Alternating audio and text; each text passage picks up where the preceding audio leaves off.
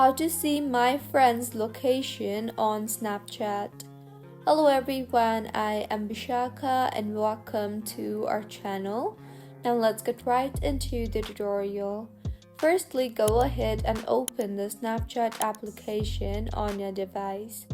Make sure you are signed in, and if not, then go ahead and sign yourself in. Now, go to the chat section and open the conversation with the friend whose location you want to see. Or you can also tap on the search bar there and search for your friend's name there.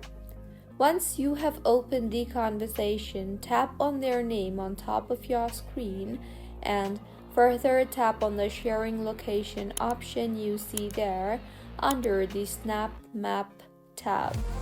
With this, if your friend has enabled their location services, then you will be able to see their location. Make sure that your location and your friend's location has to be enabled in order to be able to use the location services. So, this is how you can see friends' location on Snapchat. If you find this tutorial helpful, please like the video and do comment if you have any queries. Also, do subscribe to our channel for more helpful tutorials like this. See you on the next one.